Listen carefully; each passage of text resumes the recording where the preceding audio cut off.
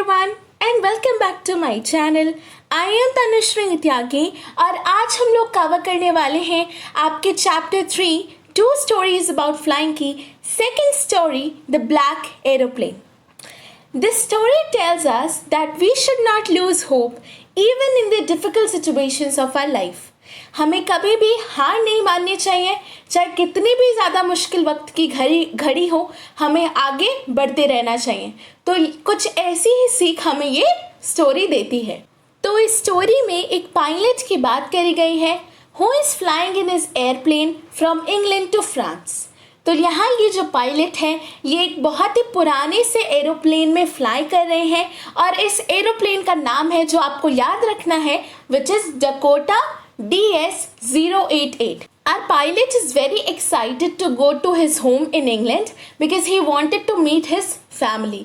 तो हमारे जो पायलट है वो फ्रांस से इंग्लैंड अपने घर जा रहे हैं. इंग्लैंड जाने के समय वो इतने ज़्यादा खुश इसलिए हैं क्योंकि he is dreaming a holiday with his family. वो अपनी फैमिली के साथ कुछ टाइम स्पेंड करना चाहते हैं. And secondly he wanted to have a good English breakfast. हमारे पायलट सोच रहे हैं कि अभी मैं फ्लाई करके इंग्लैंड जा रहा हूँ और मैं इंग्लैंड अराउंड ब्रेकफास्ट के टाइम तक पहुँच जाऊँगा अपने घर और मैं अपने घर पर गुड इंग्लिश ब्रेकफास्ट करूँगा. तो आगे हमारे पायलट बताते हैं कि the stars were shining in the clear sky, यानी आसमान एकदम साफ था. और जब क्लियर स्काई होता है तो ये बहुत अच्छी बात होती है स्पेशली पायलट्स के लिए क्योंकि उनका विजिबिलिटी लेवल बढ़ जाता है. वो अच्छे से आसमान में देख सकते हैं और अपना प्लेन अच्छे से चला सकते हैं. At 1:30 AM he called the Paris control and he was instructed to turn 12 degrees west. अब रात के कुछ 1:30 बजे करीब हमारे जो पायलट थे उन्होंने पेरिस कंट्रोल रूम को कॉल किया. अब ये कंट्रोल रूम क्या होता है आपको तो पता ही है कि जो हमारे पायलट्स होते हैं वो इन कांटेक्ट रहते हैं हमेशा कंट्रोल रूम से और कंट्रोल रूम से ही उन्हें इंस्ट्रक्शन आते हैं कि उन्हें कहाँ मुड़ना है, क्या रास्ता है. तो अब हमारे पायलट रेडियो को स्विच ऑन करके बोलते हैं Paris control Dakota DS-088 here, can you hear me? I am on my way to England. Over. तो ओवर वो लास्ट में अपने सेंटेंस के कंप्लीशन को बताने के लिए कहते हैं. तो अब जब रेडियो पे हमारे पायलट ये बोलते हैं तो उन्हें इमीडिएटली आंसर आता है फ्रॉम द कंट्रोल रूम और वो उन्हें इंस्ट्रक्ट करते हैं टू टर्न 12 डिग्रीज वेस्ट और वो वैसा ही करते हैं.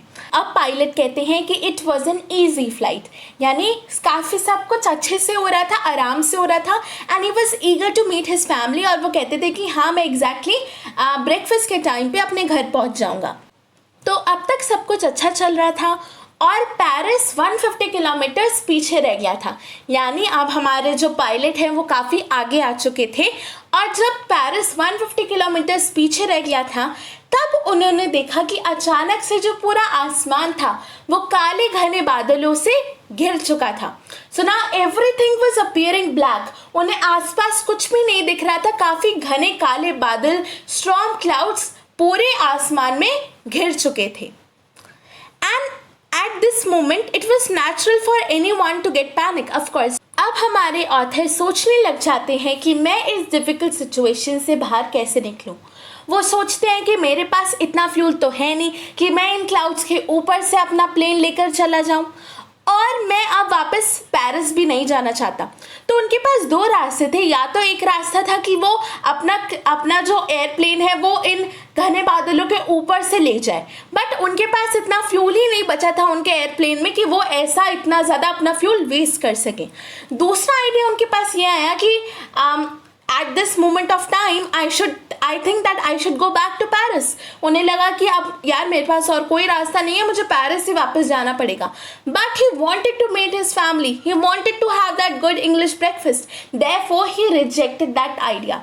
तो उन्होंने दोनों ही आइडियाज़ को रिजेक्ट कर दिया. तो अब हमारे जो पायलट है वो कहते हैं I will take the risk. अब एग्जाम में क्वेश्चन आएगा कि what was the risk that pilot is talking about.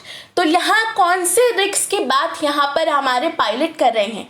तो वो इस रिस्क की बात कर रहे हैं कि वो अपना जो एयरप्लेन है वो जो अपना उनका डकोटा है उसको स्ट्रेट इनटू द स्टॉर्म लेके चले जाएंगे, यानी इन स्टॉर्म क्लाउड्स के अंदर वो अपना प्लेन लेके जाएंगे.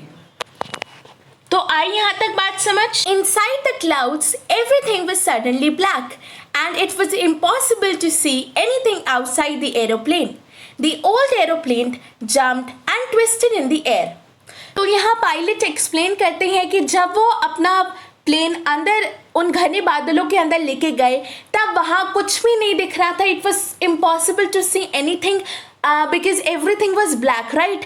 एंड उनके जो सारे इंस्ट्रूमेंट्स थे, उनका रेडियो, उनका compass, every instrument was dead. उनका इंस्ट्रूमेंट उनका साथ नहीं दे रहा था. And he tried to contact Paris control कि मैं ऐसी सिचुएशन में फंस गया हूँ, मुझे निकालो. But his radio was also not working, और वहाँ पेरिस कंट्रोल से भी कोई कम्युनिकेशन नहीं हुआ.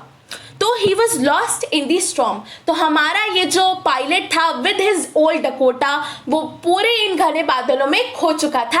And there was no sign of help. Now our author is really very tense, क्योंकि वो सोच रहे हैं कि मैंने ऐसा क्यों निर्णय लिया कि मैं इस स्टॉर्म के अंदर आ गया और मेरे पास इतना फ्यूल भी नहीं है, और नाउ एवरीथिंग इज ब्लैक, मुझे कुछ दिख भी नहीं रहा है. और तभी अचानक से हमारे पायलट नोटिस करते हैं कि उनके साइड से एक एरोप्लेन जाता है. वो देखते हैं कि वो एरोप्लेन बहुत ही अजीब था, एकदम ब्लैक कलर का एरोप्लेन था.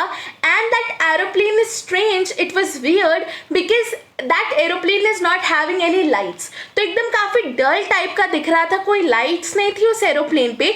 और अब हमारे जो पायलट होते हैं वो काफ़ी ज़्यादा खुश हो जाते हैं कि फाइनली चलो मेरे साथ कोई है जो मेरी मदद कर सकता है, और ये आदमी मुझे बचाने के लिए आया. आई am so grateful. So now he is really very happy that finally कोई आया मुझे बचाने के लिए.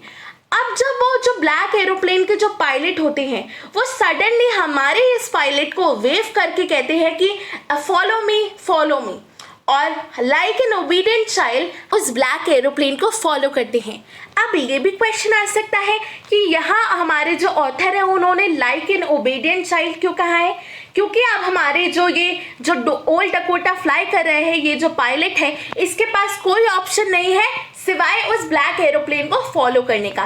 दैट्स वाई एकदम चुपचाप, एकदम इनोसेंट बच्चे की तरह हमारे ये पायलट उस ब्लैक एरोप्लेन को फॉलो करते हैं. आइए वाली बात समझ बच्चों को.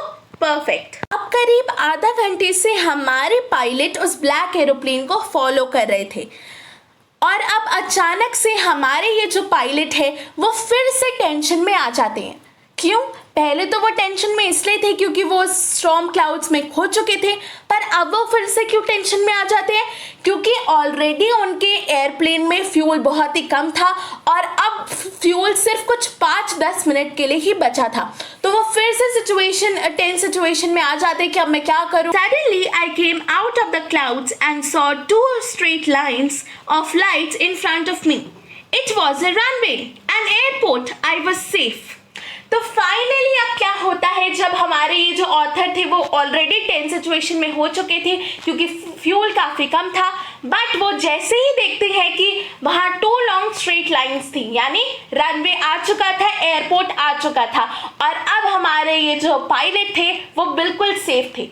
वो अपने एयरप्लेन से उतरते हैं और वो सोचते हैं कि अब मैं अपने जिस इंसान ने मेरी जान बचाई है वो मेरे लिए किसी भगवान से कम नहीं है, और I am so grateful to him, और अब मुझे उन्हें थैंक यू कहना है. पर हमारे ये जो पायलट होते हैं वो सरप्राइज हो जाते हैं कि जब वो अपने ओल्ड डकोटा से निकलते हैं बाहर, तो वो देखते हैं कि वहाँ तो कोई भी ब्लैक एरोप्लेन नहीं था, कोई भी इंसान नहीं था. तो वो सोचते हैं कि अचानक से वो आदमी चला कहाँ गया. तो अब हमारे पायलट कंट्रोल टावर में जो एक वुमेन होती है उनसे पूछते हैं कि वो आदमी कहाँ है और वो ब्लैक एरोप्लेन कहाँ है जिसने मेरी मदद करी. मुझे उनको थैंक यू बोलना है, प्लीज़ आप उन्हें बुलाइए.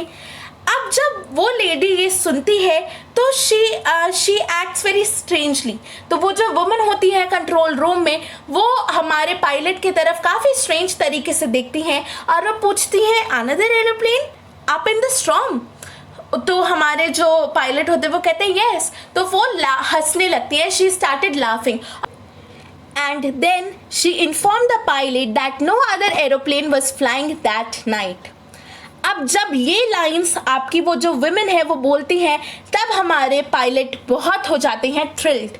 द पायलट इज थ्रिल्ड कि ये क्या हुआ, ये कैसे हुआ, किसने मेरी हेल्प करी. तो यहीं आपकी ये जो स्टोरी है वो ख़त्म हो जाती है विद अ क्वेश्चन मार्क कि किसने हेल्प करी इस पायलट की, और इतने भयंकर तूफान से किस इंसान ने हमारे पायलट को बाहर निकाला सेफली। तो बहुत ही सस्पेंस के साथ ये स्टोरी ख़त्म हो जाती है। अब यहाँ ना ही हमें ऑथर ने बताया है कि वो ब्लैक एरोप्लेन असल में था भी या नहीं, या फिर किसने एक्चुअली में हमारे पायलट की मदद करी, बट हम यहाँ से कुछ बातें निकाल सकते हैं कि क्या सच्ची में ब्लैक एरोप्लेन था या नहीं। पहली थिंग, अगर ब्लैक एरोप्लेन नहीं था तो क्या पता ये हो सकता है कि it was an act of God. हमने देखा है कि भगवान जी हमेशा हमारी हेल्प करते हैं, तो this can be a help from God also. Then the pilot was hallucinating का मतलब होता है when we started hallucinate means that जब हम लोग बहुत डिफिकल्ट सिचुएशंस में होते हैं तो हमारा दिमाग अपने आप ही कुछ सिचुएशंस बनाने लगता है, अपने आप ही हम लोग देखने लगते हैं कि हम लोग कैसे इस सिचुएशन से बाहर निकल सकते हैं। तो उसका मतलब होता है हेल्यूसिनेट करना, अपने आप ही कहानियाँ बनाने लगना।